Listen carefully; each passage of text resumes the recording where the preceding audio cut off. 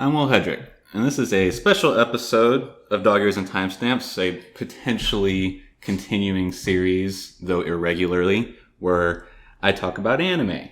And more than likely, on all of these episodes, we'll also have a guest host, whose name is Nick Bedoris. How's it going? Hey, how's it going?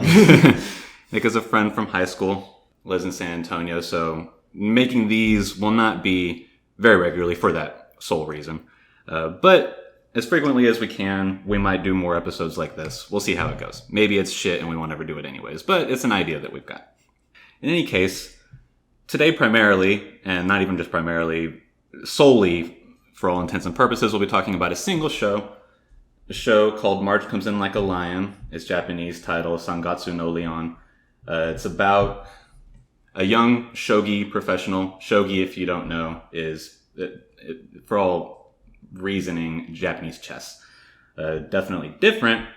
Yeah, a lot different. But that's the equivalent that most people draw.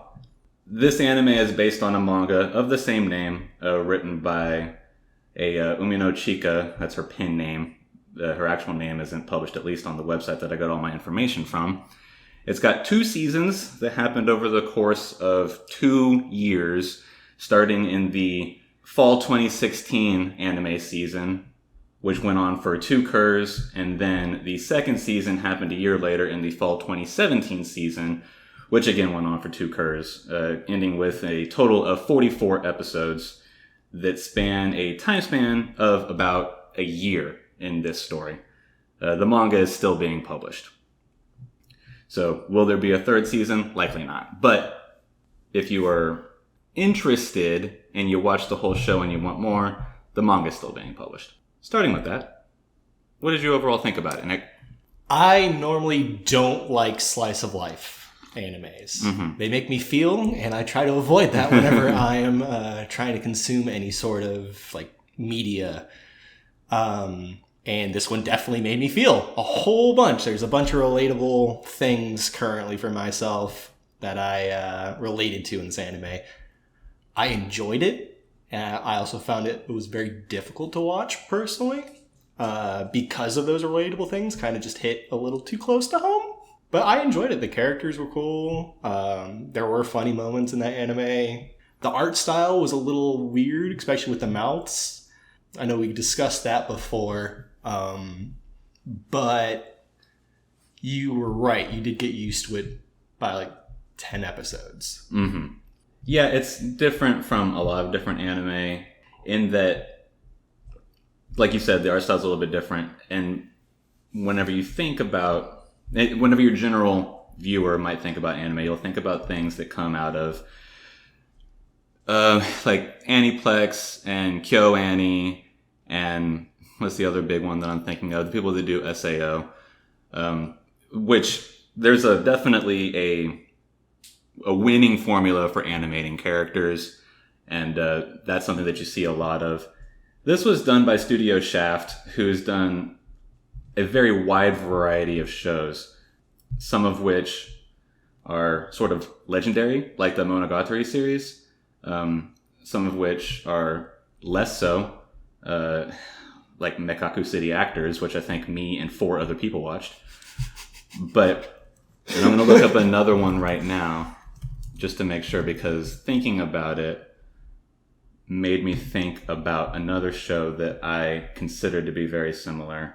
No, never mind. That was done by A1, which was the studio that I was trying to think of earlier that did SAO largely. So yeah, it's definitely coming into it. Like you said, in your experience, having not seen a lot of variety of animation styles on the whole, there's definitely some weird ones that you've seen. I know you've seen, like Gurren Lagann. You've seen that, right? I have not. Oh, you haven't? I thought you were one of the ones that has. No, I've been meaning to, but again, it's a very old style drawing. Mm-hmm. Well, it's a style that's unique to Studio Trigger, which even then it wasn't Studio Trigger.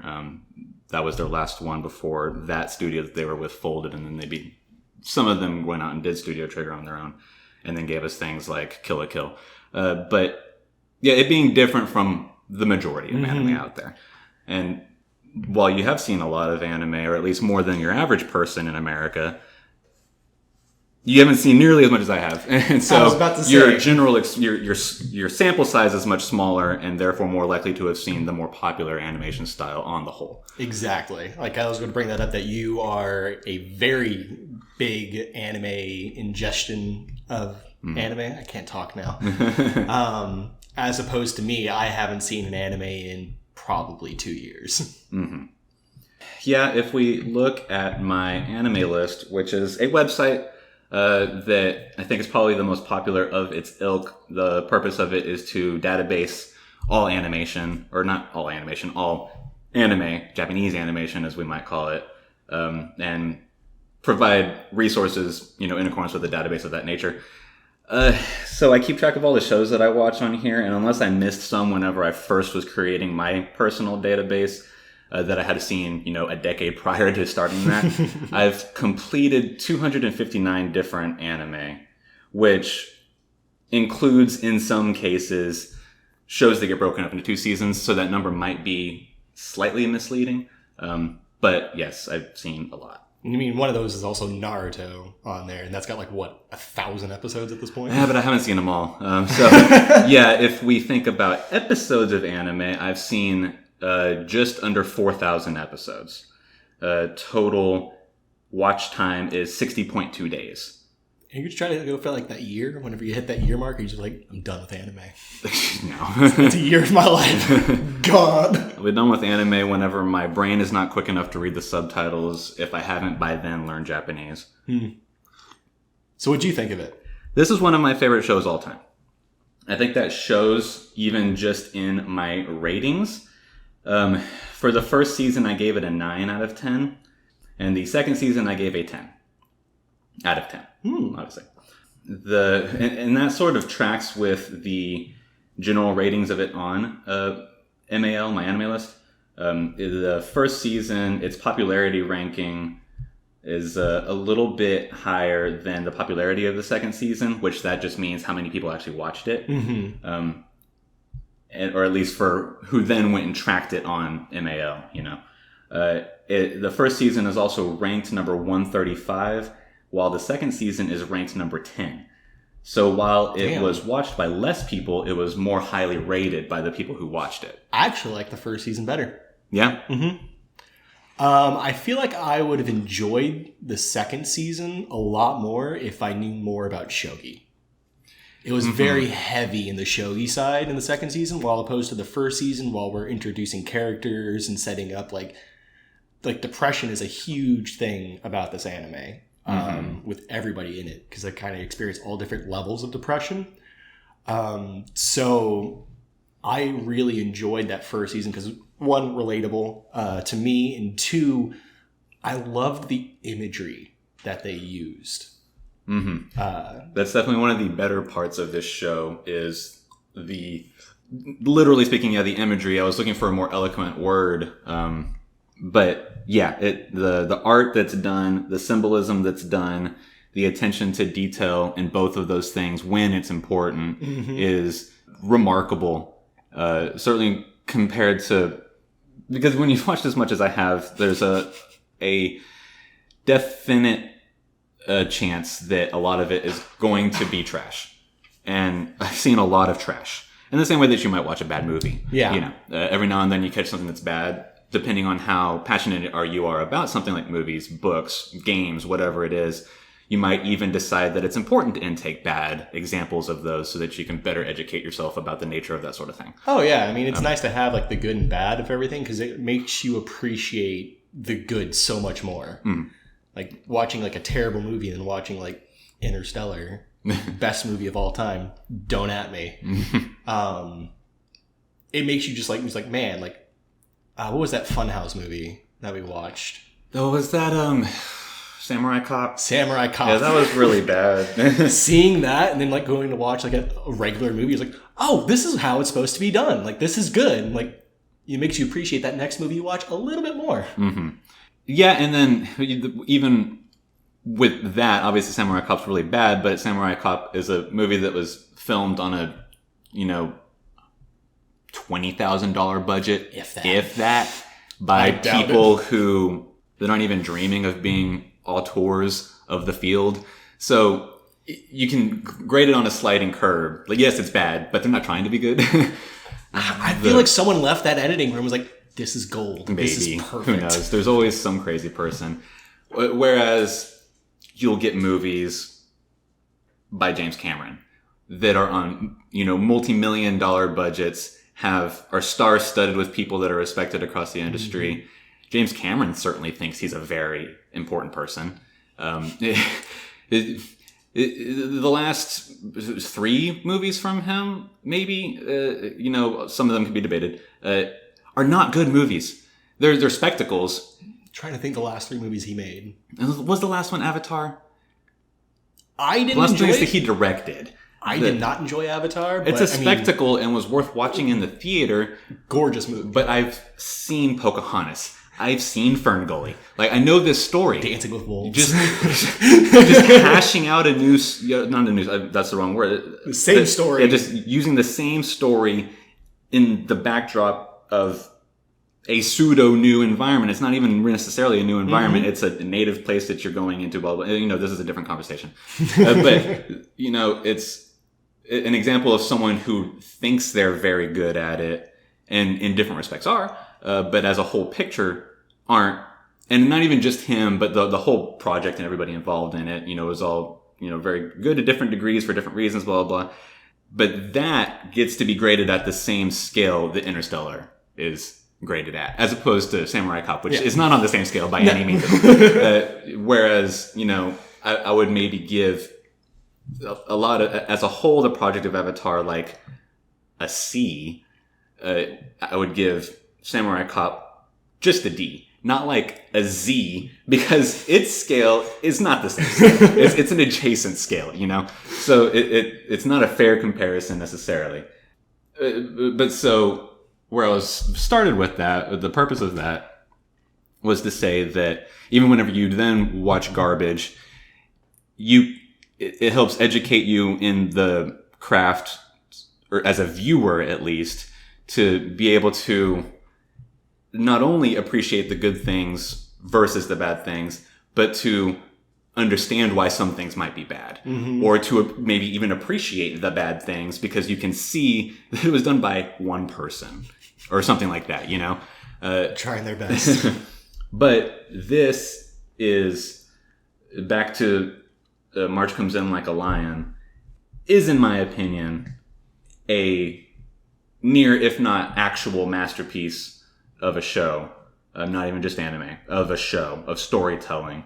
And it's done by a storied and respected group of people. So this is the best example of how things can be. Mm-hmm. It was really good. Like I said, I enjoyed it. It's definitely not the best anime, because like I said, not usually my cup of tea whenever I do watch anime on the rare occasion. But yeah, it was good. The characters were, almost all of them were just good characters. Mm-hmm. Who was your favorite? I jump back and forth. I think overall, my favorite character is Shimada, the older shogi player that Rei, our main character, goes into the workshop with. He's like 31 or 32, something like that.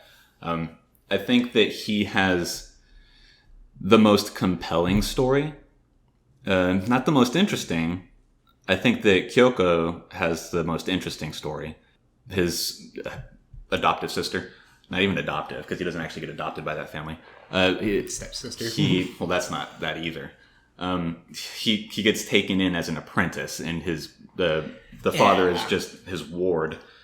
So he's not even adopted. She's just like she's the daughter of his ward's, not ward, his caretaker's. His caretaker's daughter is what it is. But I think that Shimada has the most compelling story. Coming from a small town, wanting to do the one thing that he can do, which is play shogi really well, and really represent his hometown in a way that would make the people that supported him proud. Mm-hmm. Yeah, I agree. I have him and Rei as my two favorite characters. Mm-hmm. Both of their stories I thought were really interesting.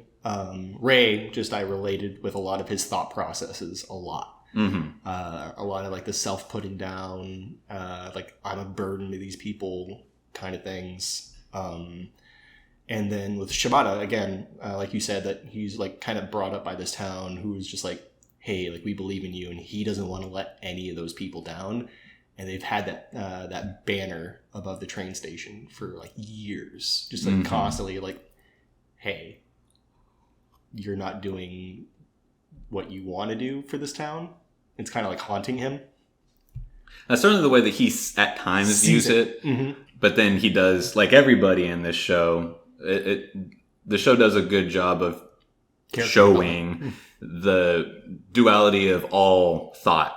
Yeah. And that, you know, even when you're just at the supermarket, you might experience something and in the span of 10 seconds think two ways about it, you know? Mm-hmm.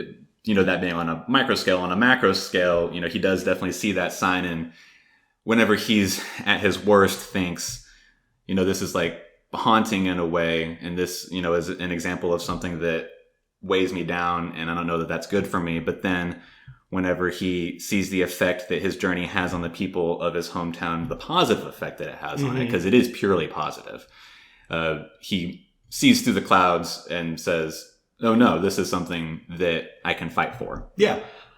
You brought up Kyoko earlier. I thought she was going to have a much bigger presence in this, because at the beginning of this anime, they use like flashbacks for Rei, and she was a part of that a lot.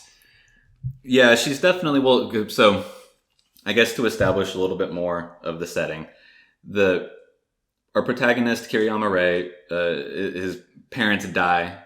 His parents and his sister die in a car accident, and he gets taken in by his father's old friend, who is a professional shogi player. And that's where, and Rei had already been playing shogi with his dad, because his dad used to be a professional shogi player, but he had to take over his father's hospital. And so he couldn't be a professional shogi player anymore. So Rei is learning how to play. He's into it because it's not the only thing, but it's the biggest bonding thing that he has with his dad. And so then his dad's friend steps in to effectively adopt him from that point on. And Rei goes to this person's household, becomes effectively a shogi prodigy, and this alienates the two siblings that he's with, Kyoko and Ayumu. The brother and sister. Ayumu goes basically quiet and becomes like a neat shut-in. He goes to school still, but he doesn't do anything but play games. He doesn't really have any drive to do anything. And Kyoko starts acting out. And so that's why we see Kyoko have a bigger impact on Rei, realizing that he would be better off leaving the house as soon as he could, because she's the loud one that's attacking him, both mentally and in a couple of situations physically. That's making noise in the household, you know, whereas everything else is just like really awkward silence and coldness. So it does sort of seem, certainly in the first season where we get more of that because we're establishing a story. Kyoko does seem like she's going to have a bigger part, but once we sort of resolve her small arc to the extent that the show cares to, we don't see her again. No, not like, I think in the second season we see her like twice. Yeah, we see her, the last time we see her is whenever we're done humanizing and Goto, her boyfriend, who is a part of the stress that is in Kyoko's household because she's seeing him. He's an older man. He's got a wife who's stuck in the hospital. It's, a difficult situation. He's just using her. To some degree. I don't think that it's just using, though. I think that it's really, so now I've seen it twice through and several years apart, because I watched this first whenever it was airing, and I had a bunch of different feelings than I do now watching this a second time through 2 and 3 years later. I think I understand things in a different way. Given that certainly our first exposure to Goto is that he's a villain. Yeah. And the way that Kyoko sort of treats Rei in a lot of situations, even at the time, I didn't think that she was necessarily a villain so much as he kind of broke her family apart, and she just doesn't handle it the right way, or at least in a productive way. right or wrong, I don't think really has any bearing on that conversation. But I don't think that it's that he's just using her. There's definitely a lot that could be said about it from a bunch of different perspectives, from a bunch of different people that might have experienced things like that to varying degrees. But I think that he does, to some degree, genuinely care about Kyoko. But at the same, I think that he understands it's a complicated situation, and he's the kind of person that doesn't care that it's complicated and doesn't give a shit that anybody thinks anything about that. So that's how I feel about Goto. I think that he is a human. I think that, like everybody else in this show, there's nothing one-dimensional about any of them. No, like at first they definitely put him as like a just terrible person. Mm-hmm. Whenever you first meet him, and you're like, oh man, like fuck that guy, he's a piece of shit. Mm-hmm. And then throughout that, because we see him at the end of the like. It's a half-episode arc that we get of him. Yeah. And then we see him once or twice more after that, where he just comes into the room and says something about whatever else is going on. Because a lot of this story takes place at the local shogi hall that everybody attends. The majority of our characters attend, for the sake of them all being professional shogi players. So we see the characters filter in and out here and there.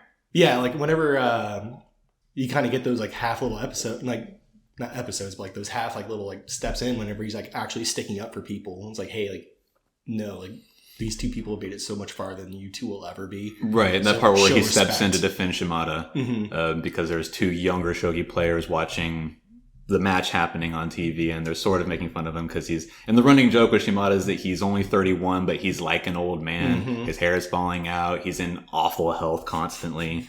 But they're sort of making fun of him, and he steps in and says, you've never even been in a title match. Who are you to say anything, blah, blah, blah. And so, you know, that is, I think, the start of, if I can remember correctly, that if that's not the start of that section where they humanize him, it's part of that section. And so that's a good way for storytelling wise for them to introduce the idea that we're going to forgive some of the hard feelings we might have for him. But so he's a really good example. Him and Kyoko are really good examples about how everybody in this show is, like the great Shrek said, an onion with many layers. Did you really just another great example of animation? This is my slump. I mean, I loved some of like the stuff that they did with the imagery, like I said earlier, with the Kyoto and the family, the Kookaburra, how they would place their eggs in another nest, and that egg would grow and then take over that nest. And because the Kookaburra is usually a lot bigger than the birds that they eat. Well, even after immediately after it would hatch, it then pushes all the other eggs out, and then the other species bird comes back and raises it, not knowing any better. And Ray sort of feels like that's him.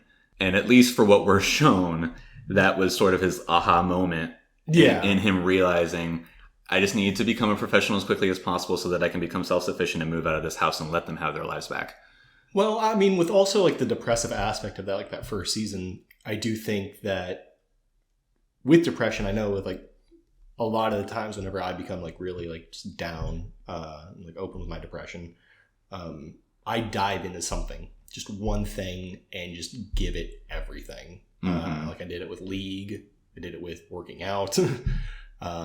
Like that just becomes your life. And I think that's what they did with Ray. Because I mean, he was already playing shogi before, and then the accident happened, and then this was his life now. Yeah, and like he says more than once, he sort of realizes in that moment when his surrogate father comes to rescue him from the funeral, he realizes that that's the only path available to him. Not even... But he's also like 4 or 5 at that point, so he doesn't have all the critical thought of somebody older to the point where he could have the capability of thinking, well, I can dive into this, or you know, whatever. In the mind of a child that has lost everything else, that's the only thing remaining, and certainly not the only thing, but the main thing that connects his surrogate father and his actual father, being shogi, that this is now everything that is available to him. So Yeah, and I don't know that, because we're not going to see the years to come in the rest of his life, I don't know that he necessarily, at least not suffers from a clinical depression so much as that his family died and then his surrogate family, 3/4 of them don't accept him. And so it's just like, just everything is bad. Yeah, you know? He didn't have like a good childhood at all. Right. Starting with his ability to really overcome it in the first season, with the help of the Kawamoto family that we spend a lot of time with. They sort of bring him out of that, funk, because we come upon him within the first couple months of him having moved out. Yep. And no, it's been about a year, because it's been several years since he'd been back home at the end of the anime. Yeah, but they say several years in the subtitles, which is a translation of Touché. Another language. Touche. He becomes a professional shogi player at 15. He has to save up money so that he can move out. And then whenever he moves out, he's 17.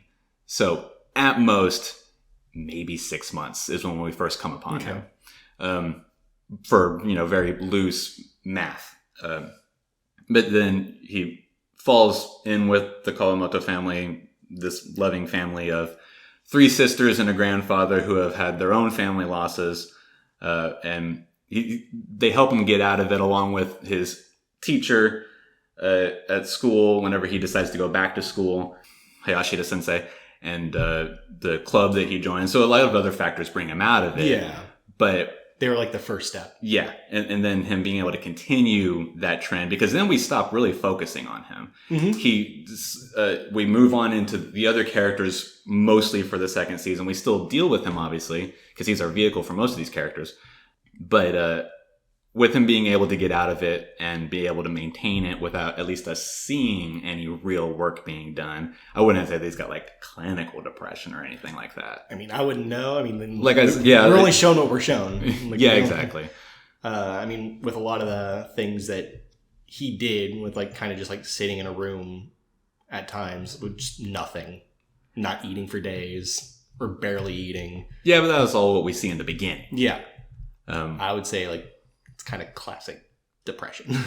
Yeah, but he's only, at most 6 months removed from, the household where he wasn't welcome, and still having not really, I think whenever we first meet him, he maybe has known the Kawamotos for, I would say at most 2 months. Yeah, I was saying 2 or 3.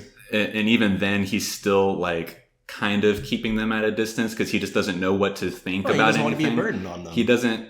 Yeah, that's definitely, his kind of surface thought, but I think to a deeper degree, he doesn't know how to interact with anybody for any reason at all.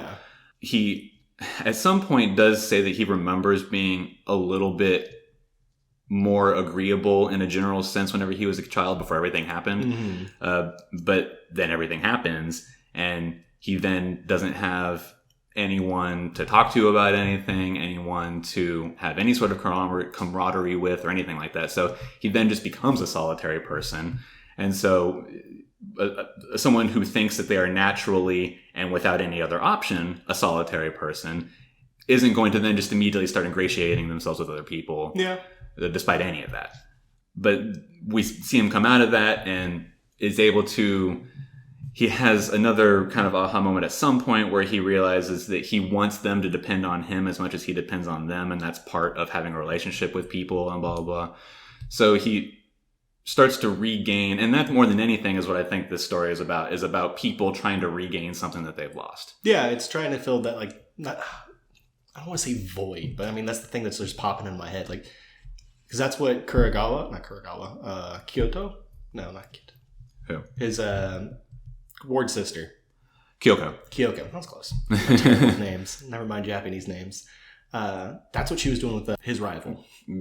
Goto? Mm-hmm. She was trying to fill like that father figure. That's why she went over to someone who's older. Right, yeah. A lot of the people are trying to fill something in their void. Like the 3 sisters lost their mother and their grandmother. So they kind of filled their father.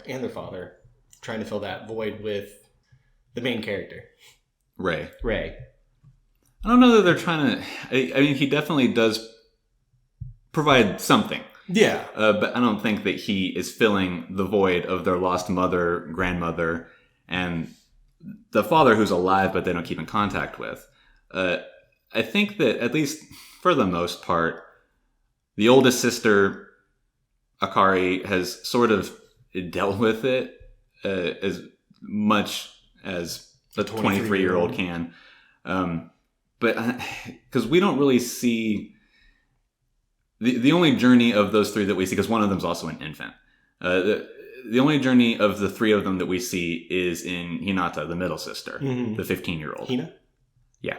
Well, Hinata is her full name. I was going to say, I got one. She's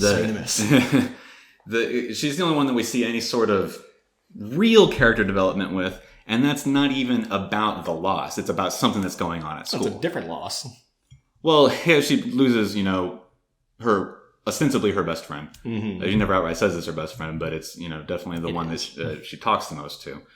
But it's not even how it is to lose that. And then she does have a bit of a realization that towards the end of the second season about loss of things and just how that's a natural progression of life. But whenever the big thing that we see with her is going on, it's not about the loss of Chiho-chan. It's about the bullying that's going on. Yeah. And how does she deal with that? And how does she, reconcile herself with the problem that other people can sometimes pose to you? Yeah. And that doesn't have anything to do with the loss of her family to any degree. So I think because of that, at least from a storytelling perspective, we're left to assume that they've all dealt with the loss of the family to whatever degree that they need to now move forward with a productive life. Because they're all very positive about it until the moment that they have to think about it and someone asks them about it. Yeah, I mean, you're right about that. I mean, even in the opening, they're shown in because the whole opening is very dark. It's filled with a lot of water imagery about drowning and roots and trees dragging you down and shadows. And even because you see an outline of them just glowing. Because there is one hope at the moment, right? Because they do bring such this positive vibe and but there are some real moments with them whenever the older sister breaks down a couple times whenever she's in the kitchen, right? But in the same way that you might grieve over a lost grandparent several years later, we also don't know exactly how long ago it was that they had died. We know that I'm pretty sure Akari was finishing high school whenever her mother died. So she would have been 18, 19. Yeah. And it's now been 4-5 years or so. So they've had time to reconcile with it.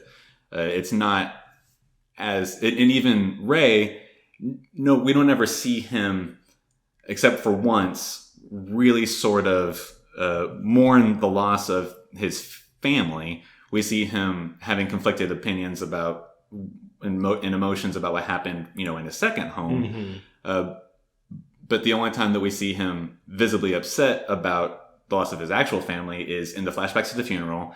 And then in the one time that he thinks about how his sister was lost whenever the youngest is crying because she had fallen and hurt herself whenever he was babysitting her. And it just triggered some memory that, made him cry.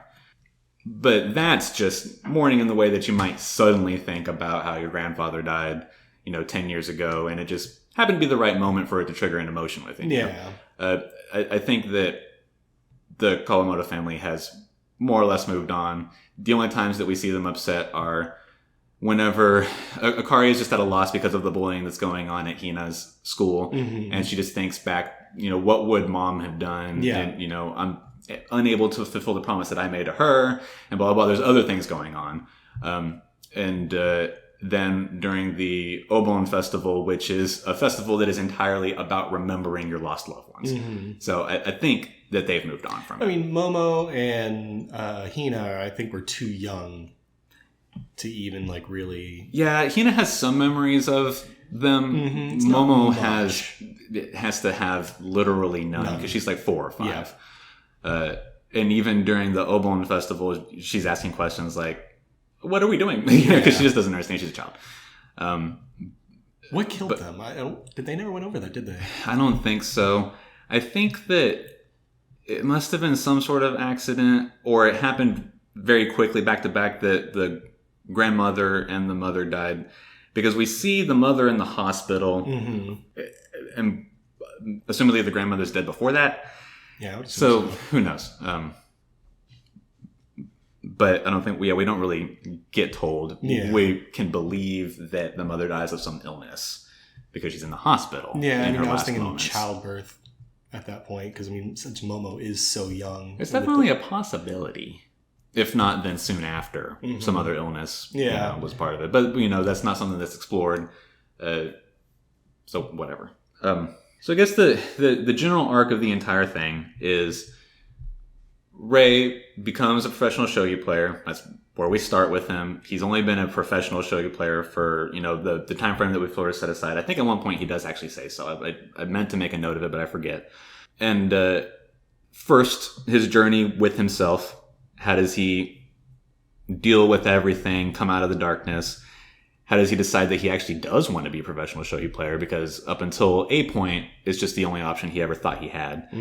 He does eventually say, no, this is what I want to do. And then we meet the Kawamoto family. We see their story to varying degrees. We see the stories of the other people that filter in and out of the shogi hall.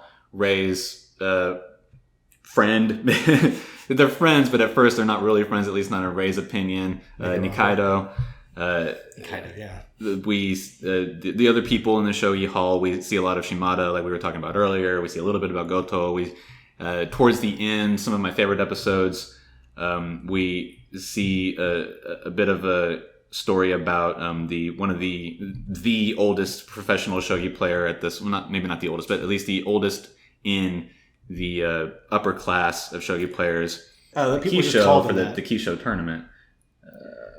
I loved the imagery that they used with him because we just got past those episodes today, and like seeing those, like having him like wear like the banners of like all the people that had to quit before him, and him like taking on that responsibility. Like I thought that was really cool. Especially whenever like he was about to lose, like all the banners were kind of like disappearing. Like, well, this isn't your job anymore, so sucks to suck. And then him just like, no, I have to do this for all these people. Yanagihara Sakutaro. Say that again. Yanagihara Sakutaro. Yeah, Kisho Yanagihara-san. They call him Kisho because he has, by the end of the show, won the Kisho tournament 10 times. Allowing him the official title of the Eternal Kisho. And we see that 10th championship be won out against Shimada-san, the person that we've been following for now a little while, which would have been his first major title. But this arc is about, like you were saying, carrying on the hopes of your generation. You're the last one standing. He's going to become, something that, for all we know, we're not given a thorough history of all things shogi in Japan, but he might be the only Eternal Kisho, for all we know, to be able to win it 10 times consecutively. It's a big thing. It's not just him. It's all those banners that he was carrying with him. They all won with it. Right. Yeah, it's definitely very symbolic of that. Those are some of my favorite episodes, those 2 or 3. There's a lot going on in there that speaks to the story of, really any individual person or humanity as a whole. Tones about legacy and pride and kinship and just, a bunch of different things are being explored in that through the eyes of a 66-year-old man. It's just really interesting stuff at those couple of episodes. I'm sure a lot of people have felt like the feeling is like, I have to do this for these people. Right. Like somebody or one other person. It's like, I can't fail because of this. Mm-hmm. Like, I know I've felt that a couple times, where it's like, I have to do good. Like for my job, for instance, I have a job that was kind of given to me on like a silver platter. And so the person that did help me get this job, like I want them to look good. Right. Mm-hmm. So I'm sitting there like, I can't fuck up. Mm-hmm. Yeah, definitely. Yeah. The idea of, wanting to do something for someone else that, you know, means something to you to whatever degree, and in relation to the specific thing, the job, you know, that relation or whatever. And then amplify that by 1,000. By, 1,000 for the, I think we can probably assume 20 or so years, certainly since his best friends in the organization left. You know, so for at least that long, he's been carrying their banners. And, you know, at various times feeling like it's too much or whatever. But then it's also a slightly different dynamic because, you know, they didn't give him the position in the Shogi Hall. They just came up together, and then due to life and the unsustainability of being any sort of professional athlete or performer of some degree, they couldn't continue on, but he was good enough to continue on. And so then, you know, this thing that was all of it, that was everyone's dream, he gets to carry that on for everybody that couldn't continue. Yeah, I mean, it's also it's a weight, but it's also like a big drive for him. Yeah, it's definitely, like everything else that we've talked about so far, something that he goes back and forth on. You know, it means several different things at any given point in time. I think that's one of the more interesting parts in the show. I think that certainly with it being towards the end of the show is an important arc to see at that time, because it kind of sums up a lot of different things that are happening from the perspective of someone who's probably gone through much, if not most of the things that all of our other characters have gone through, who are considerably younger than he is. So we get to see like a new angle on the same idea from someone who has already been through everything, maybe several times over, that everybody else has. And then obviously we start to get more of the wrap up towards the end of the show besides that. But I think that's my favorite part. Yeah, I mean, that was like one of like the highlights. Like they did a really good job like animating like just the setting. Because like shogi's not a very exciting thing I could like see. I mean, they're a little dramatic with the placements of the tiles. I don't know if that's how they actually do it or if it's just a stylistic choice in this anime. I think more than anything, it's to represent the emotions of the players. Yeah. Certainly, like anything, there might be some dramatic individuals. We definitely do see a couple. But I think on the whole, yes, it's meant to give personification to the emotions that are supposed to be in the players. Because they'll do things like, you know, the very dramatic placement and then come back to them and they're stone-faced, at least the more experienced ones. So I think that's what that's supposed to be.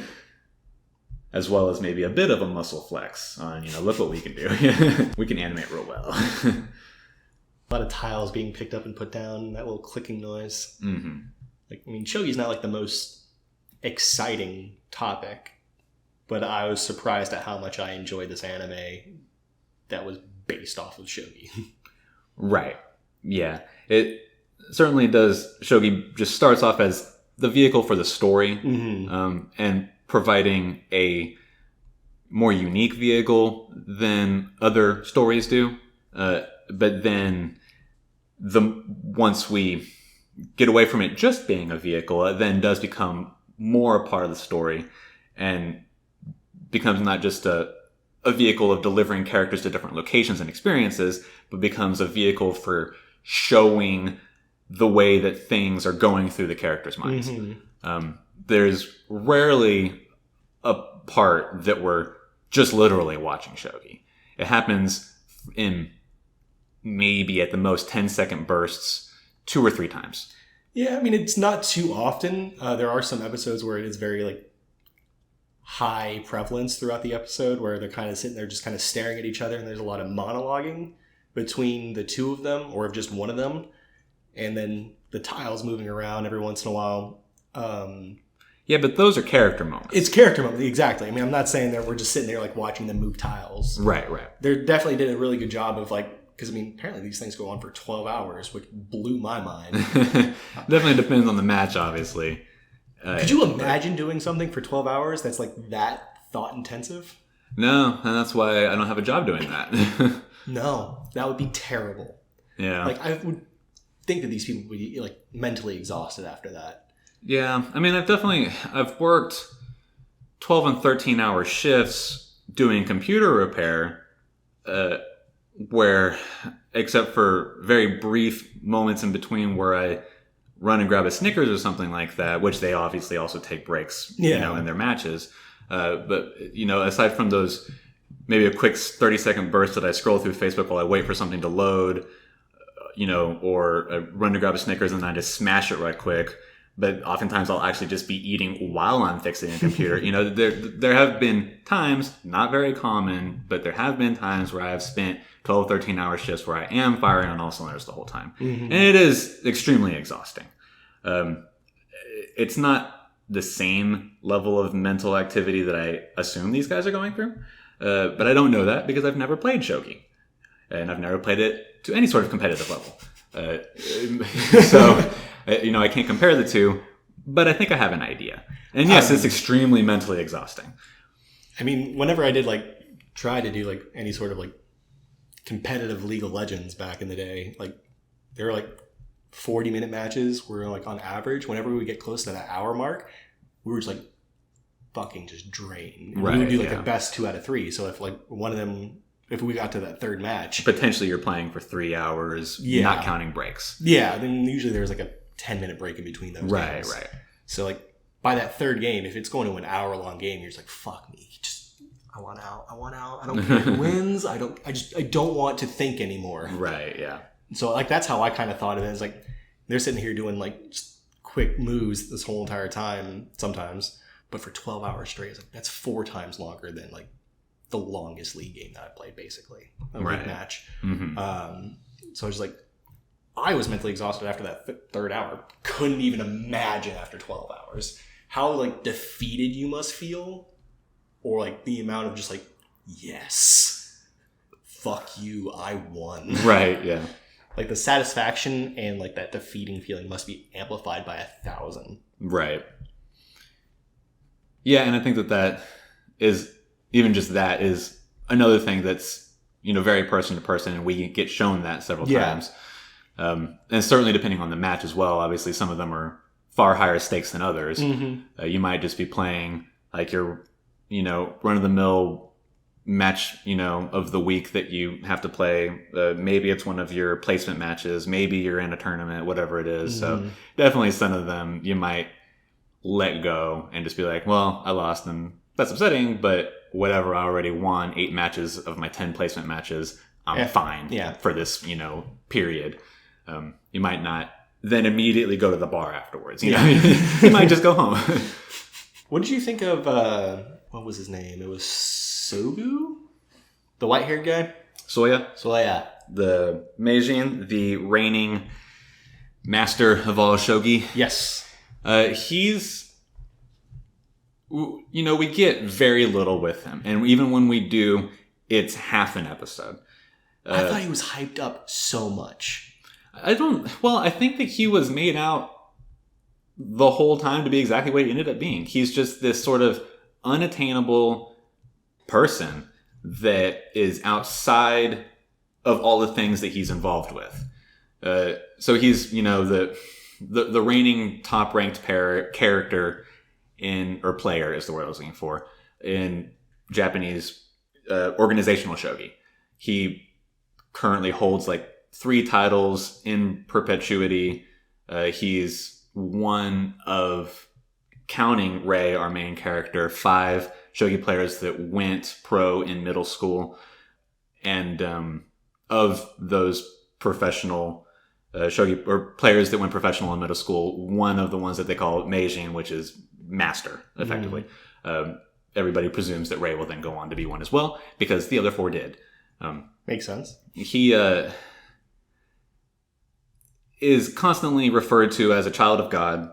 He's eccentric in the way that geniuses often are characterized as. Mm-hmm. He doesn't really interact with anybody. Well, it's due to him being deaf. We find out that he's deaf in that last moment. But even before then, he's painted as this outside of everybody figure. Yeah. He's above everything, and I don't think that he intends it to be that way. I don't think he's ever depicted as intending it to be that way. He just is. Yeah. Everybody agrees, and nobody has a problem with it. When he walks in the room, everybody stares at him. Right. Because he's, he's like a celebrity. In that world, he's, like they say, the child of God.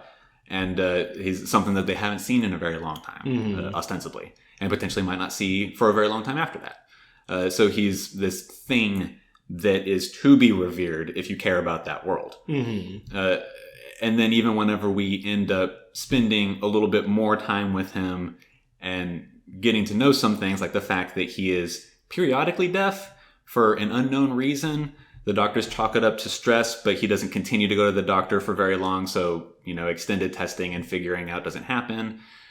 So, it's an answer that's not sought. But even whenever he then becomes humanized a little bit, even in those moments, he's still periodically shown visually as somebody that's literally glowing and emanating light. So, even though he gets brought down to earth a little bit, even in his reactions to these facts, like, you're deaf, and it comes in and out. You're not literally deaf, but you are.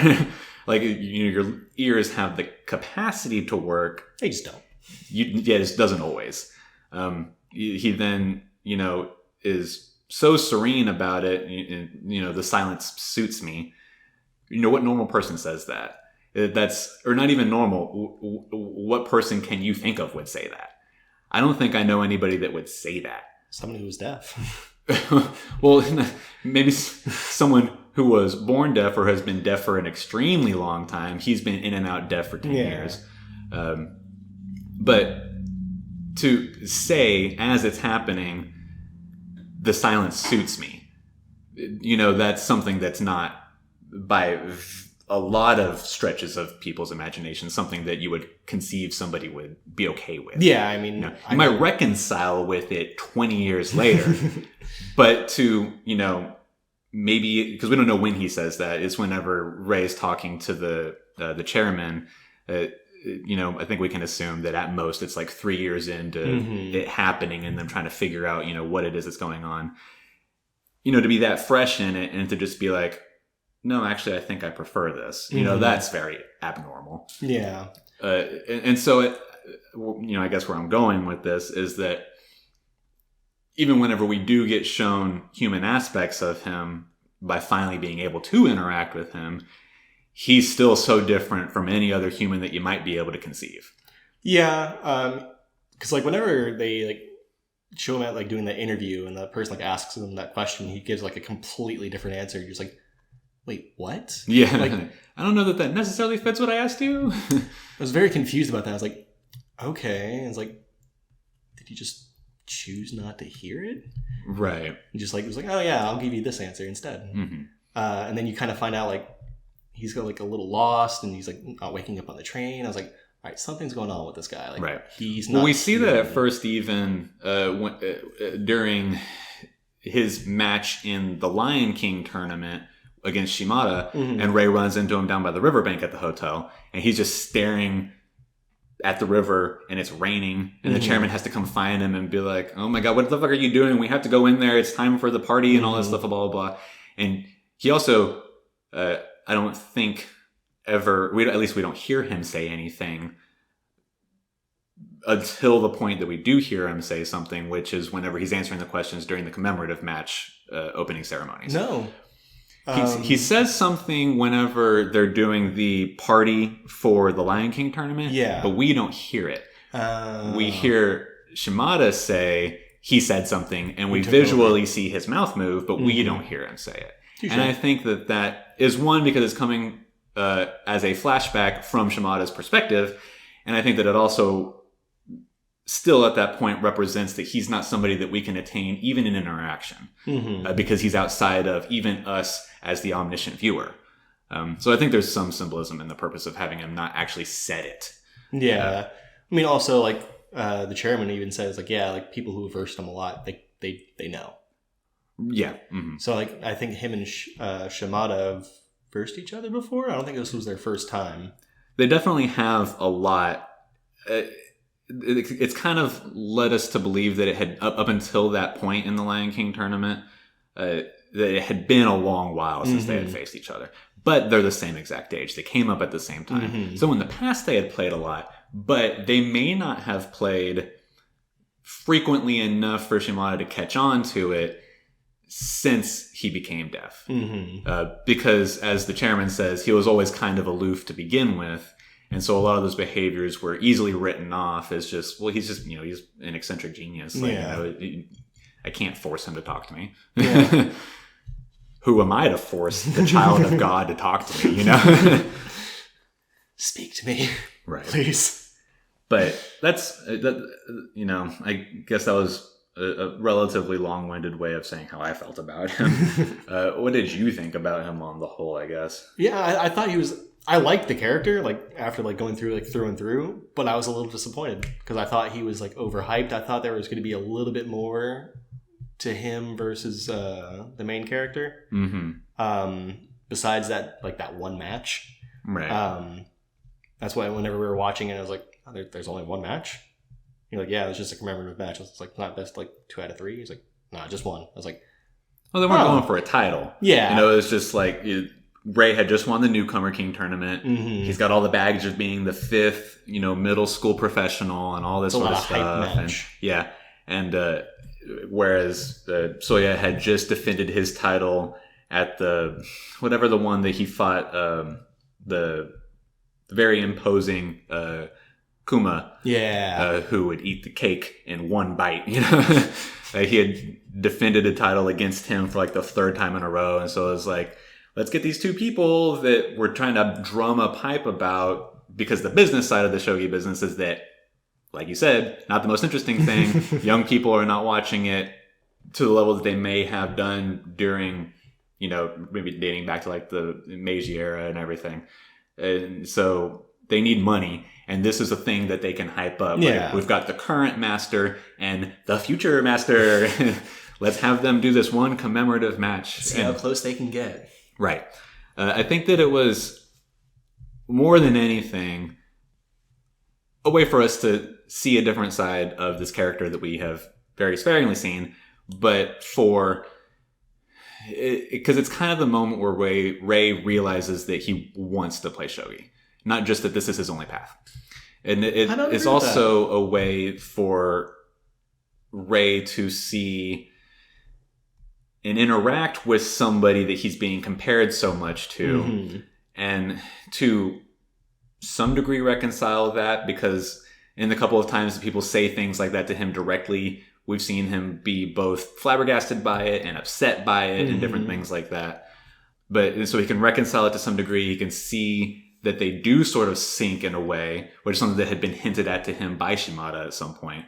And then certainly during the post-mortem, after he loses and they, go through back to the point where Ray thinks he loses, and Soya says, yes, that is when you lost.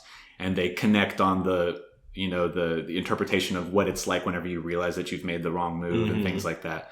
And so he's able to see, to a degree, this is someone like me, and this could be somebody that I become somehow. And what can I take from that fact? So it's a point of personal growth for him. And I think that it's the point where he realizes that he wants to play shogi, because when he's riding the train afterwards back home, he realizes that he feels about that match in a way that he's never felt about a match before. And that even though he lost, he is fighting the emotion of having had fun and having a positive feeling about it, as opposed to every other time that he's lost, he's either been frustrated or destroyed. Would just move it out of his mind because it's time to move on to the next thing, whatever it is, But this time he loses and realizes that he really enjoyed it. And then whenever he's, he immediately goes to the shogi hall and prints out records from either his match or a different Soya match. It doesn't really show.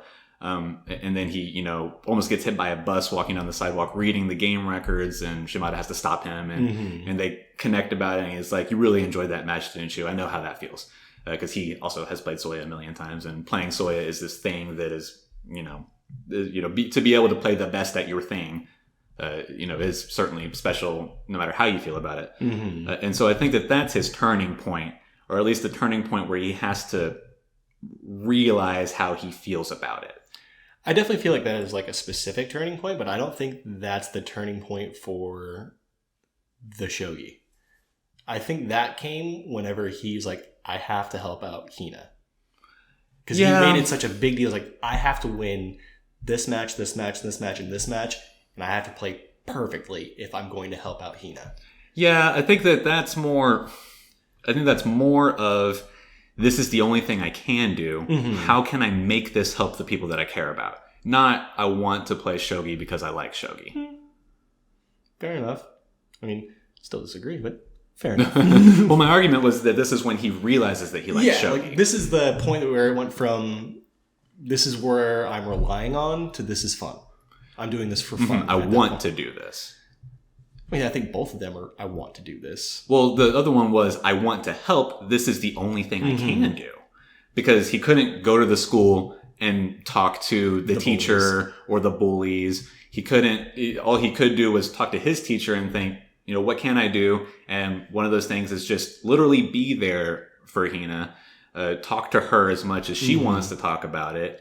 And what else can I do? I can play shogi, rack up a bunch of money, and if it goes so far as lawyers need to be involved in all this sort of stuff, then I can help the family pay for that, blah, blah, blah. Which is a sentiment that his teacher immediately is like, don't fucking do that. That's literally the worst thing you can do.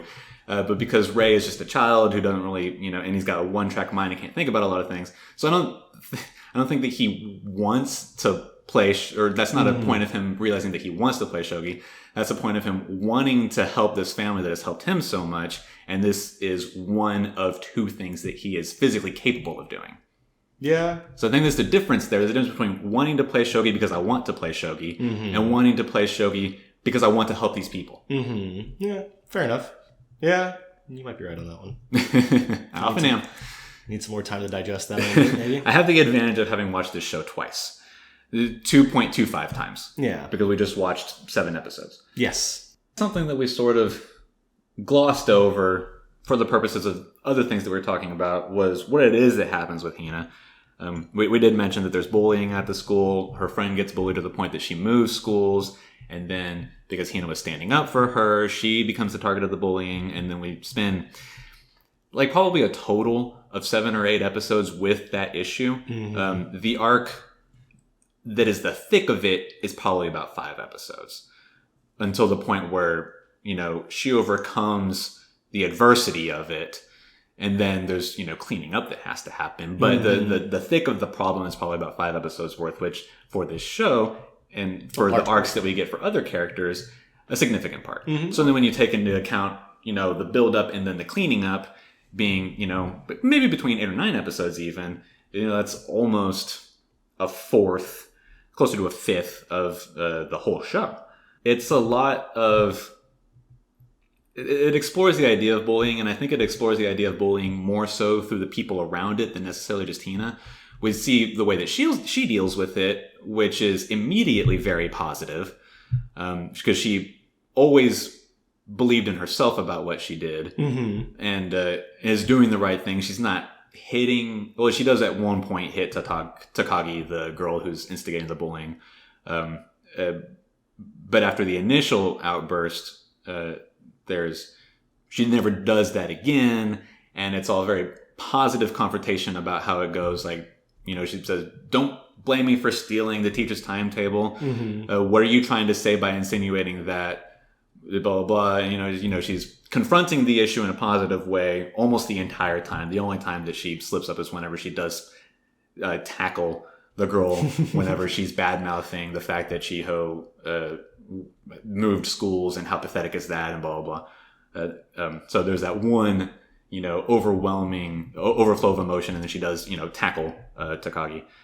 I think that the more interesting discussions that are happening during that arc are between Rei and his teacher, Hayashida sensei, and then once Hina's homeroom teacher faints and leaves the school, and the head teacher takes over homeroom duties for her, the impact that he has and the methods that he starts implementing and the discussions that he has with Hina and Akari when they had the parent-teacher conference, and with Takagi and her mom, and with the other teachers, and with, everything that we see from his perspective, and everything that we see from Hayashida-san's or Sensei's perspective are way more interesting in the discussion of bullying and what that means, I guess, period. Yeah.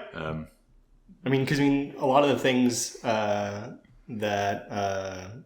his homeroom teacher brought up is you could look up 30 different articles and you could find 30 different ways to stop bullying, but none of them are right. Right. Yeah. And I was wow, that's really on the nose. Right. Because think that we'd be hey, don't do this. All right, cool, we're going to do that and it's going to work. Perfect. Right. That's actually really interesting to see that because it's true. Yeah. Bullying has been one of those things that happens every school, every grade, doesn't matter.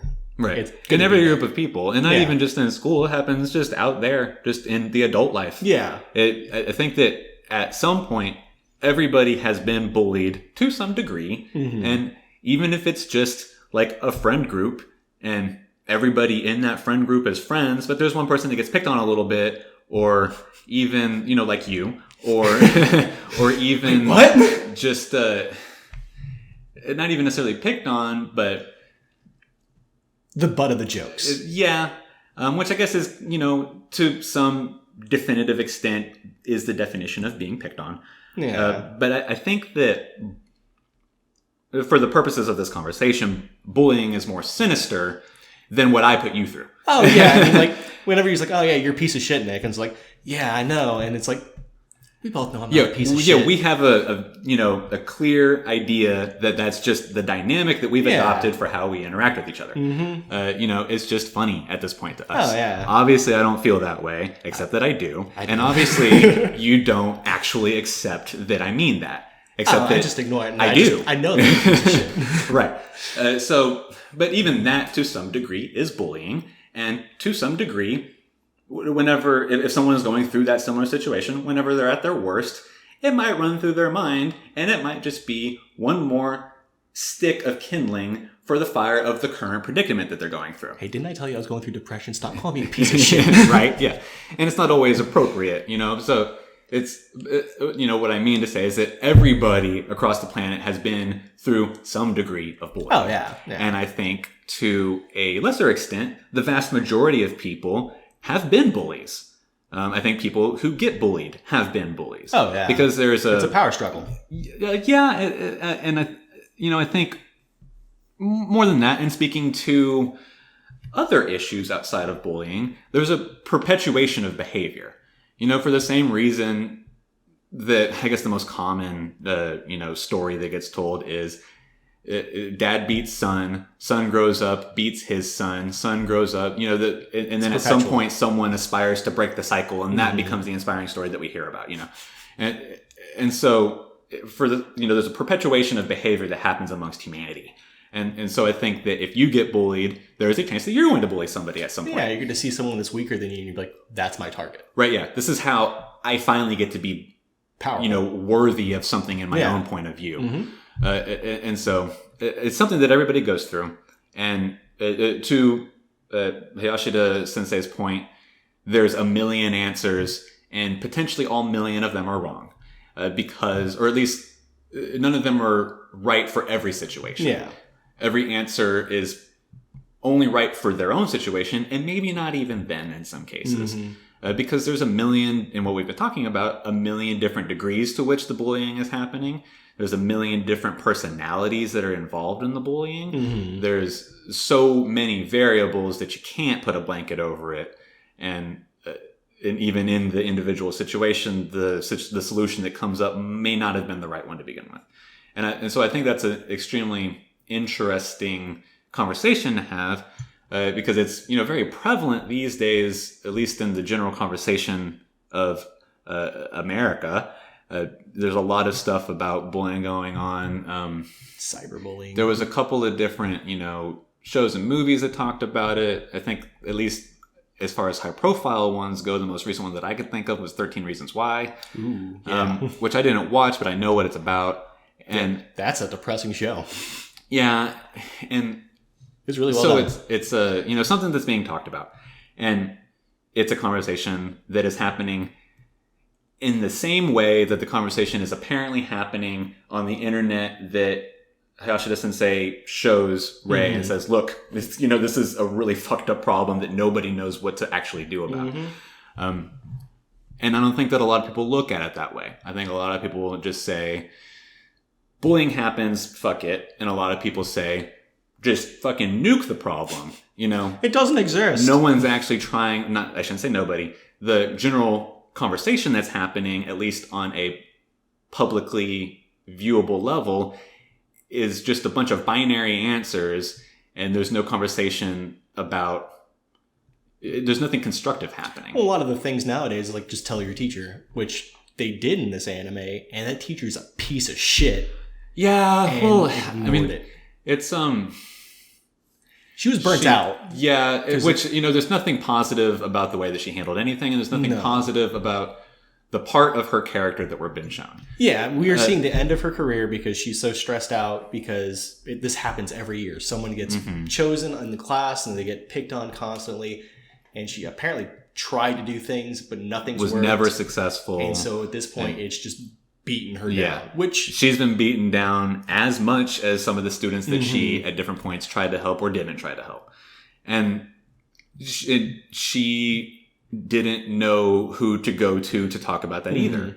And so then at some point, she both figuratively and literally collapses, has to be taken to the hospital, and either just resign from that school or resign from teaching altogether. We don't know how old she is. They say that she's been teaching for a very long time. She didn't look too old.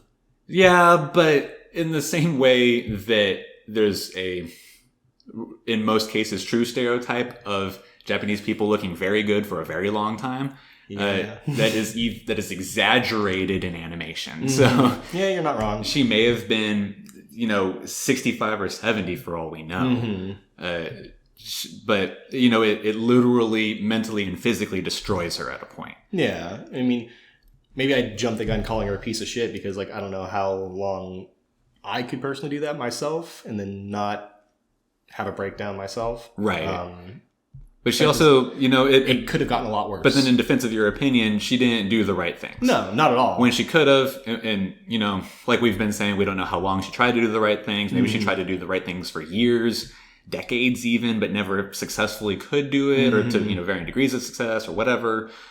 But she definitely didn't ever go, that we see, and that we can assume, at least for the recent years that she's been fighting it and giving up, she never knew how to go to anybody else about it, her superior, or even maybe people in her family or her friends to even just de-stress about it. A counselor? Somebody to give her therapy about it, about the fact that she was failing, or even the fact that she didn't know how to address it. So she's not helping herself, much less the people that she should be helping. Yeah. Well, I mean, you should be helping yourself as well, but she's not helping herself, much less her students. And it's something that destroys her.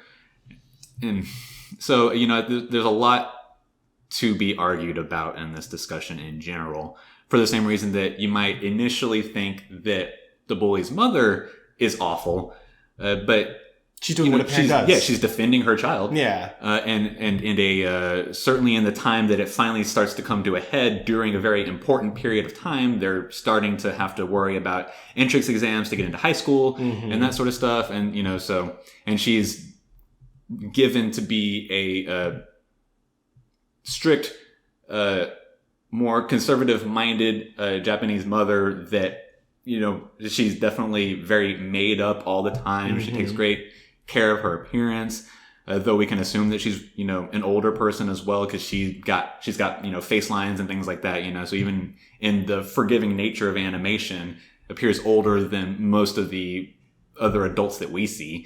Even Hayashida Sensei doesn't have face lines unless he's smiling or really concentrating. And so she's focused on her children making their future, and the very classic sense that we see even in popular popular culture in real life of Japan. Oh yeah, I mean, it's not just Japan. Like if any student parents brought in, they're going to believe their student. They're going to believe their Generally kid. speaking, yeah. No one's going to be like, yeah, my kid's a piece of shit. Sorry. You wouldn't think so. I mean, I'd be surprised. Not a teacher. Generally speaking, absolutely not. I'd say 99% right. of the time. Yeah, I would agree with that statistic probably. I did like how the new homeroom teacher like checkmated her. Because she was like sitting there like, where's the proof? Where's the proof? Right. Where's the proof that my daughter's a piece of And shit? he just goes, where's your proof? Right. How can we believe your daughter? Where's her proof? And it's like, how dare you? Right. And he definitely, comes in and sweeps in at the end of it because we've, reached the head of the conflict. It probably would have more or less been over at that point anyways, as far as outward behavior happening in the classroom. It would have then just been, a dead classroom for the rest of the year, and which would have had all kinds of effects on all the students anyways. But as far as, actual outward behavior happening, I don't think too much would have actually happened at that point. I think they would have still been picking on Hinata, but she was already at the point of, I don't care anymore. If they can do whatever they want, I will, confront them when it's necessary in a positive way, like she's been showing that she could do at that point already. And she's just going to endure it. At least for the purposes of the show, it probably would have been something that we didn't see anymore. Yeah, we wouldn't have been shown, but I would definitely assume like kids suck. So eventually there would be like probably like a couple weeks of like that dead silence, and then it would come back. Well, yeah, I mean, it maybe a thing or two would happen here or there, but I don't think that storytelling wise would have it wouldn't have been something that we've seen, and it wouldn't affect the story anymore. The only thing that we would have seen is like the residual, because then they all graduate middle school and potentially go to 100 different high schools and never see each other again, so it doesn't matter really beyond the lasting effects psychologically, mentally. But because it comes to the head and everything from a literal standpoint gets reconciled, not resolved, but reconciled, then the head teacher coming in, his role is to clean up and fix and get everybody back on track. And so he's able to do it very neatly and quickly because storytelling wise, that's all that needs to happen. Yeah. The only thing that continues to last, because he fixes it almost immediately. The only thing that continues to last is the afternoon or after school sessions that he holds with Takagi, where they try to figure out what it is that her problem is and how do they then fix it. He doesn't even want to punish her beyond the, even at the very least, initially perceived punishment of having to stay after school. He doesn't want to give her actual detention. He doesn't want to write it on her record. He doesn't want to suspend or expel her or anything like that. He just wants to not only teach her as a teacher, but teach her as a person, how to get over whatever it is that's causing her to be this way. Yeah. Which never fully end up doing because we run out of time and it becomes less and less important as time goes on. But he does sort of give her an answer towards the end, which gives her pause and at the very least changes her expression in a way that we've never seen her have an expression before. Yeah. She's always been very dead, or when she's doing the bullying, she's, got a smirk. But she's got those two emotions, the smirk and just the complete apathy. And so he, at the very least, makes her exhibit an emotion that we don't see prior to. Yeah. I thought that they were going to go a little bit further into that, especially whenever they found the replacement homeroom teacher. And he's like, I don't care. Like, I can't do this. He's like, no, you could do this. Like, just do it. He's like, well, I'm going to write it on a record. I'm going to write everything down. I'm going to say that she's this. I'm going to say she's this. I'm going to say she's this. I was like, oh, shit. Like, this is going to go somewhere. Man, never picked up again. Well, because we're not going to follow them to high school. If we then followed her into high school, then it would be a plot point because it would be on her school record. Her teachers at the high school will see that. The teachers at whatever university she decides to try to apply to, if she goes to a university, will see that. And it'll be something that she has to overcome and show that she is now better than if she goes that way. Or she goes the other way and, we see her, working a non-skilled job or, not a college education level job, And, it's like this all happened because of blah, blah, blah, and she thinks back on it or whatever. But even if we see any more of any of these characters, we're never going to see her again. No. So none of it matters anymore. I don't know why. So there's no reason part. for that to continue in any way at all. I have no idea why they did that part, though, at that point then. Because I thought to show that it was done narratively for the story we're being told. Mm-hmm. I mean, like, I thought that was done with before, and then they show, like, that part come up, like, towards the end. I was like, okay, I guess there's more to this. Well, it provides closure for something that had happened. I mean, we see the point where the head teacher is like, I can't continue to be homeroom teacher for 2 classes, not when we've got exams coming up. I have to give this to somebody, and then also to give us that final interaction with Takagi to show that she has a realization about something. That I agree with, but like the whole the new homeroom teacher like freaking out. Well, it's one to show that not everybody is either willing or capable of doing the things that the head teacher had been doing. He's the head teacher for a reason. He's been there for a long time, or not even just there, but a teacher for a long time. He views his job in a way that is different to a lot of other teachers that we've seen, and he's not going to be the teacher anymore of that class, so it has to be given to somebody. And for this to be the last interaction that he has with Takagi has to be because he's no longer going to be her teacher. He can't keep holding her after school and having these interactions if he's not her teacher. Not his problem anymore. And so instead of just having like I handed over the duties to another teacher and this is the last interaction and then we're done, it's, more fleshed out in showing this is the person that I'm giving this responsibility to, and this is the way that this person reacts to it. Okay. Yeah. I like that answer, actually. Good. I agree that you like that answer. That's the stupid fucking thing where it's like, well, I agree, you agree. Right. Shoot me now. Is there anything else that you want to discuss?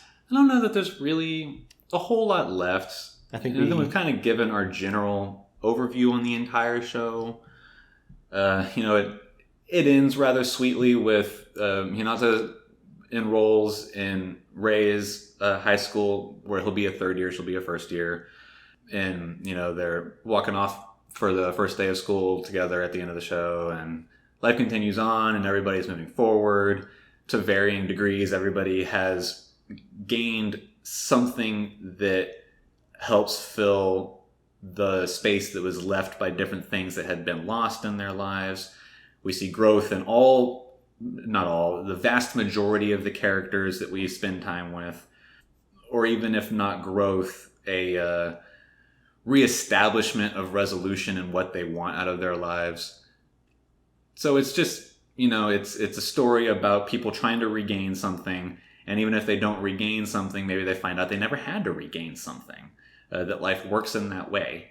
And you can just move forward and find something, even if it's nothing new, even if for only a while. Yeah. And it's just a story about people, and it's just a story about life, which, is the obvious answer to what is the definition of your general slice of life show.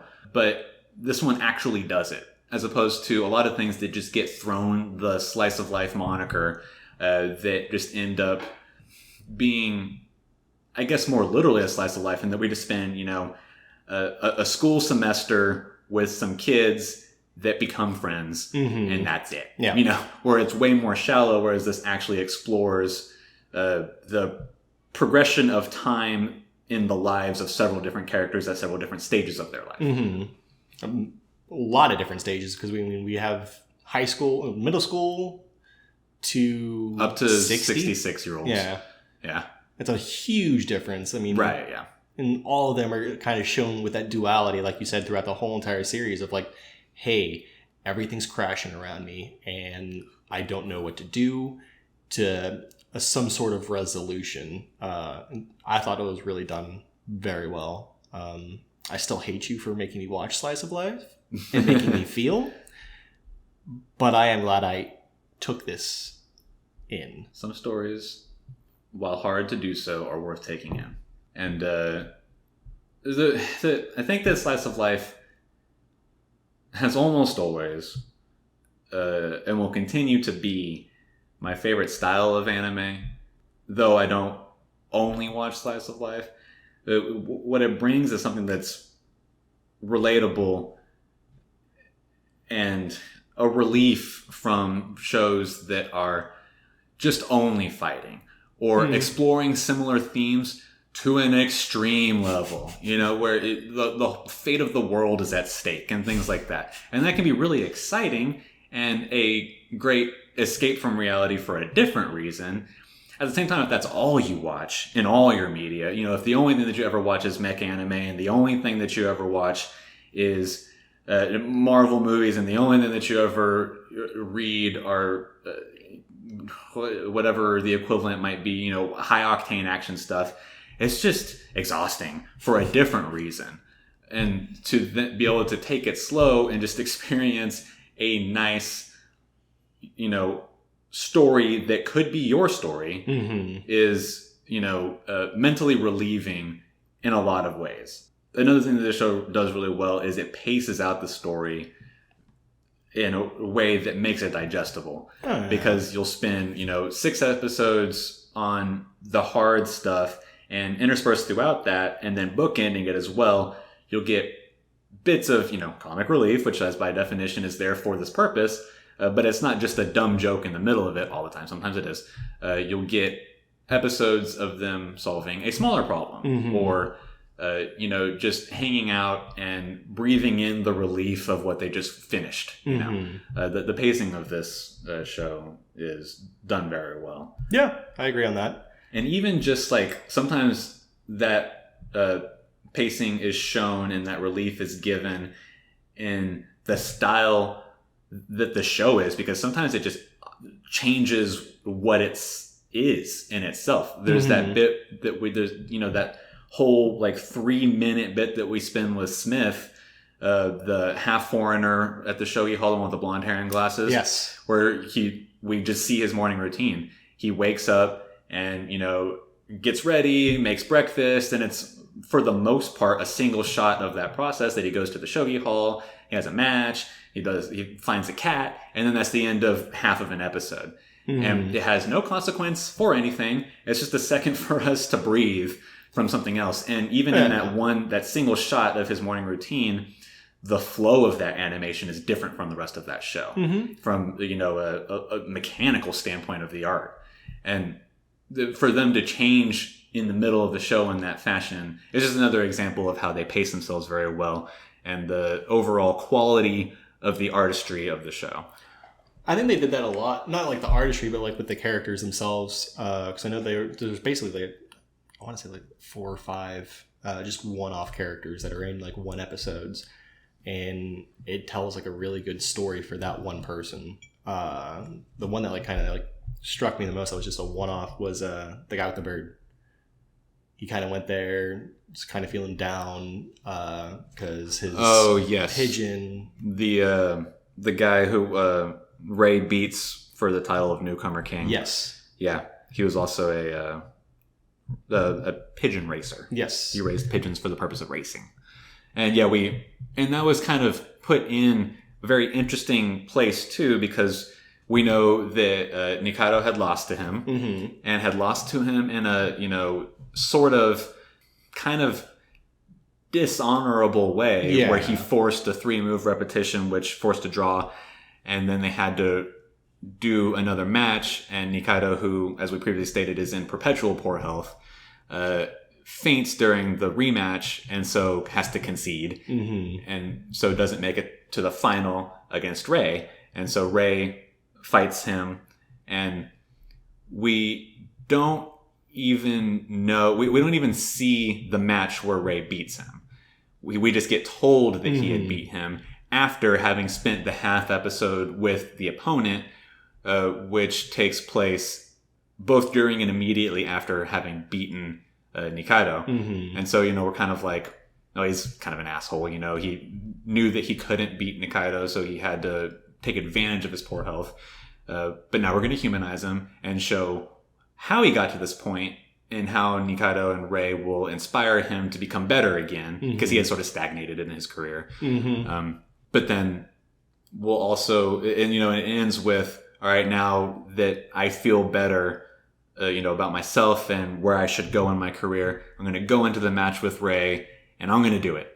And then he doesn't, and we don't even see the match, not even immediately after in the next episode or the next half of that episode, however it falls, we don't even find out that Rei wins. We find out Rei wins, as far as literal literal sequence of events goes, is much later after that fact, maybe even a day or two after the fact of having become the newcomer king. Yeah, I think someone's just like, yeah, congratulations on the win. He's like, hey, right, thanks. yeah.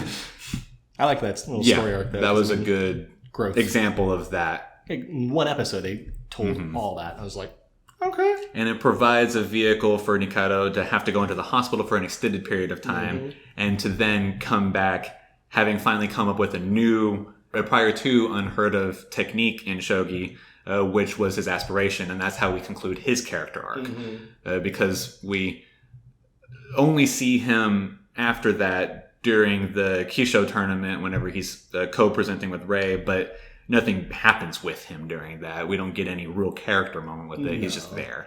So we've concluded his character arc with him having finally come back from hospital in a glorious way, and showing that he's still himself and he overcame everything and he made a new technique and he got to use it, and that's his thing. And it wins. So more than anything, that's what that was a vehicle to instigate that situation. Yeah. But on the other side of that coin, provide an opportunity for seeing something else for the sake of story pacing. Yeah. Like you were saying. But in any case, that about does it for me. Is there anything else that you had thought about? No, I think anything that comes to mind in the last moments before we close out? No, I think we covered it all. I mean, yeah, I'm happy with what we've spoken about.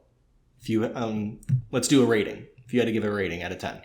I would continue to give the second season a 10. Oh, that's right. You gave it your ratings already. I would, even with having just, finished rewatching it, it's now been almost a month since I finished watching the first season. So I'm not complete, and I watched it, almost straight through, or at least as an experience on the whole straight through. Obviously I didn't watch 44 episodes in one day or anything. But so it's harder for me to separate the two seasons than it was initially, where I had a year of separation. Yeah. And I was able to give a rating for the first season immediately, at least to myself. I think that I would continue to give it a 9.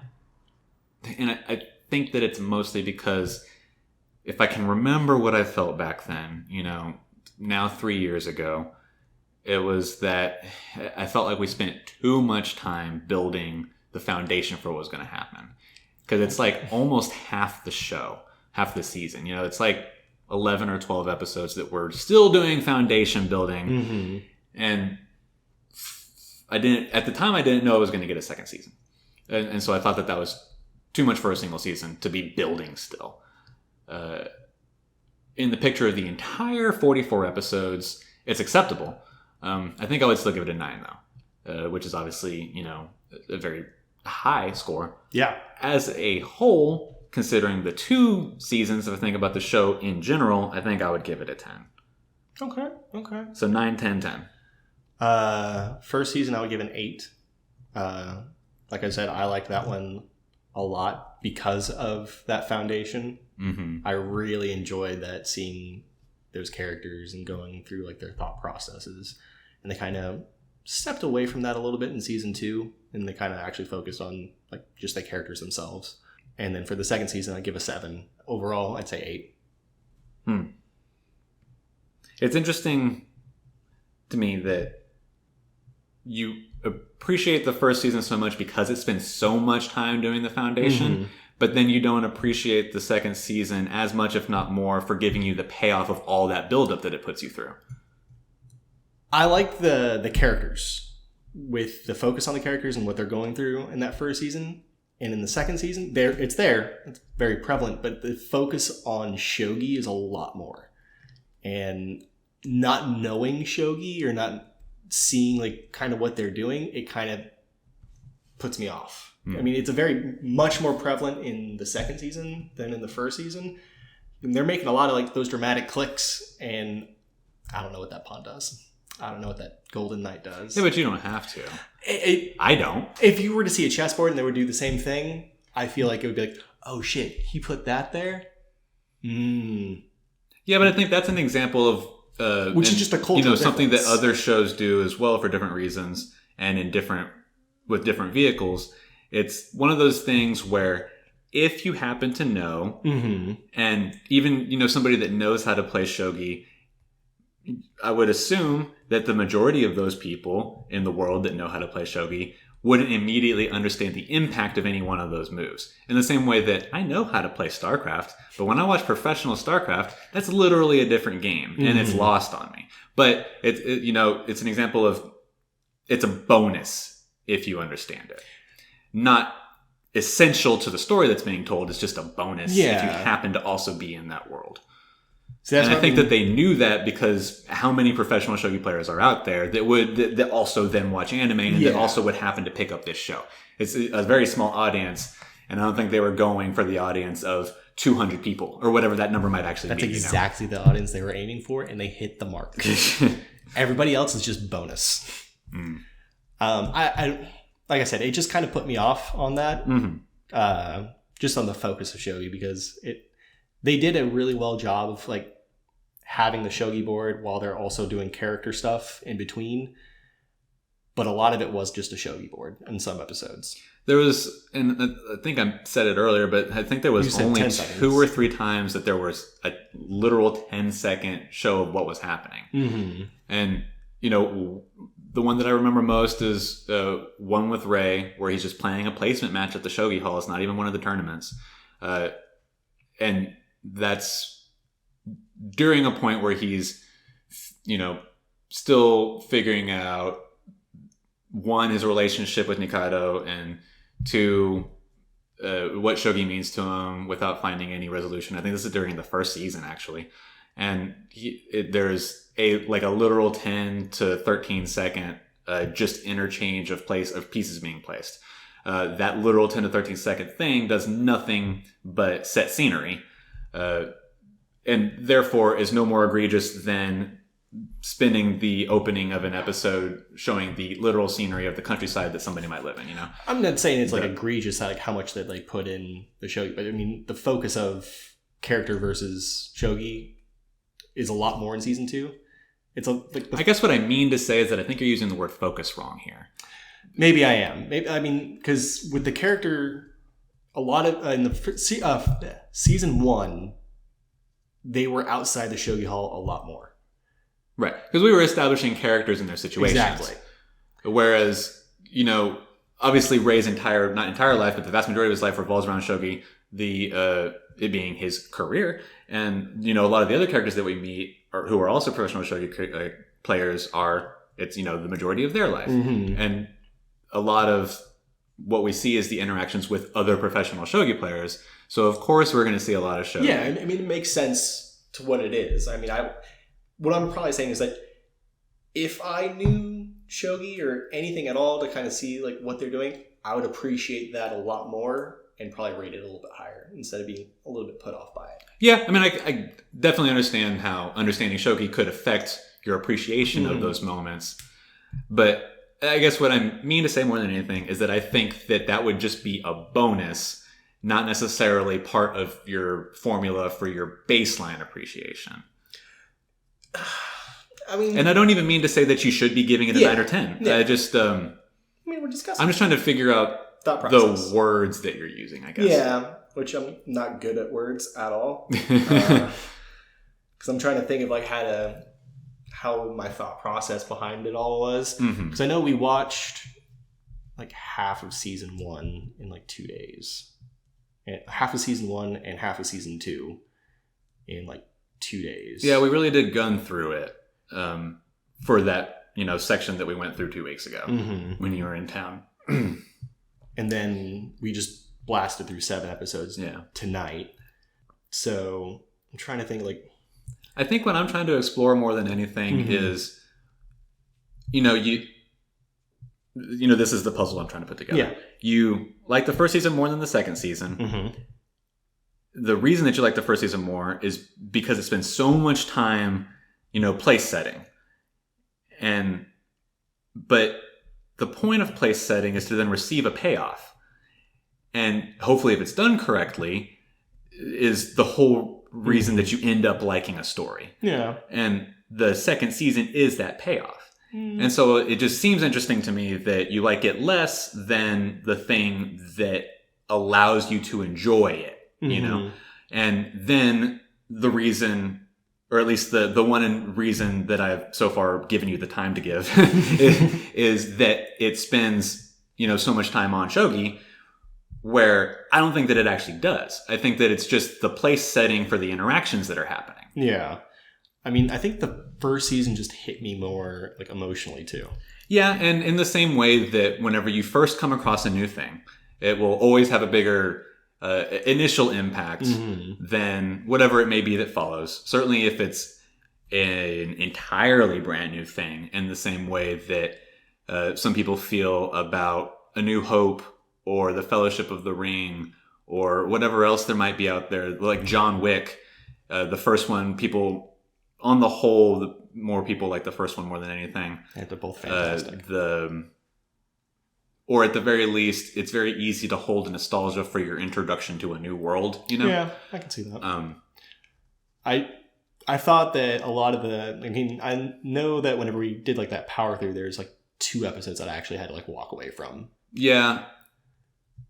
And definitely. Depending on the way that you personally rate things, that obviously is a different formula for everybody. If yours is to put a heavier weight on individual moments that affect you, yes, rather than anything, which I guess, this is also a conversation about the difference in watching 60.2 days worth of something and having the mindset of analyzing everything on a larger scale than individual moments like I do, versus having seen whatever your hour count is, which we know to be considerably less. Yes. And where the individual moments stand out more. Where I've had literally 20,000 individual moments at this point. And so they start to fade away. Yeah. And this isn't, not even I'm going to go there, but and also in general, I have been told that I am of a much more analytical and cold and heartless mindset, and so will pick apart from a very scientific standpoint the structure and what I define as skilled writing and storytelling is. And general artistry, because I like to put numbers to things, even to things that some people might argue don't get numbers, like art. Everything gets a number. Art gets numbers. You can make anything objective if you want to. Well, yeah, and I'm the complete opposite. And if you have the experience to. I'm a very emotional person, and I do tend to rate things based off of how I feel about things. As much as I do want to look at stuff. Or at the very least, they get a heavier weight in your formula. I mean, as much as I don't want to. Heavier weight than I give it. Yeah, because I would love to sit there and be like, I love analytics, I like data, I like proof, I like hypothesis and stuff like that. If something makes me feel something that I haven't felt, or a different way of feeling, or if it makes me feel an emotion very strongly, that has a high impact on me, and I enjoy that. As much as it makes me sad sometimes, I enjoy that. Right. I had to walk away because I was about to cry.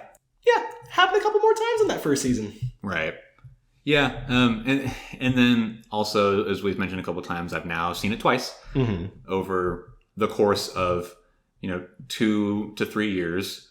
So I've had a lot of time to think about it, and then experience it again. 2 to 3 years older. I live in a different city than I did then, and a bunch of different things. So I've got a different lens than you, even just inherently, disregarding the way that anyone would look at it anyways. So, that's all part of, what it is that we're talking about. But I guess that just about does it. If you liked this at all, let us know. Depending on how it goes, it's hard to do a lot of episodes just based on one show like we're doing for this. This is kind of just like a feeling out the waters of how this goes and how people think about it and how we think about it, after the editing process and the final product comes out. What I think I want to do more than anything would be monthly or bi-monthly state of the industry episodes of, state of the anime industry episodes, where we talk more about just anime in general. Maybe we cover how we're feeling about a couple of different shows that we might be actively watching or have watched since the last time we get together for this. Which, of course, as we stated at the top, Nick lives in San Antonio, which is, only about an hour and a half away from me, unless I move to the north side at some point. But, aside from that hurdle, there's so much anime, and I'm not going to make Nick watch, all the anime that I do, or any individual anime. I've told him to just watch more, just in general, and whatever it is that interests him, even if he only watches 1 or 2 shows a season, or 1 or 2 shows every other season, whatever. Just so that I can start building him up to have a more generalized opinion on what is happening in the anime world, because I just need to talk about it, and I've got next to nobody to talk about it with. And so that's, this is more just like my selfish idea of how to finally do that. But so if that sounds like something that everybody would be interested in, all 5 of you that listen regularly at least, I might just do it anyways, just because it's relatively enjoyable. I'm here, so it's 4. Although, then maybe let's just continue anyways. But definitely would appreciate whatever feedback there is about it. If you've seen this show, then, I guess let me know what your opinion about it is. You know where to see all of our things. It's, on Twitter and Instagram is ears_stamps. Our email is dogearsandtimestamps@gmail.com, all spelled out, not an ampersand. If you search for us on all the platforms, as far as the actual podcast goes, it's dog ears space ampersand timestamps. We're on all of them except for Spotify, because for some reason SoundCloud won't let Spotify catch the RSS feed because they're competitors. Yeah, makes sense. So you can look for us everywhere but Spotify. That might change soon. I'm looking at things. So find us where you want. Let us know what you think. We'll see y'all. Well, I don't even want to tell you what y'all see us next in, because I don't know when I'm going to post this. It might be soon. So maybe you'll see us next Wednesday with more of Seven Eves, or maybe you'll see us at some point next Monday with Chernobyl, if we ever actually do that like we said we would, or whatever else comes after those 2 things. So, in any case, I'm Will Hedrick, and this is Dog Ears and Timestamps.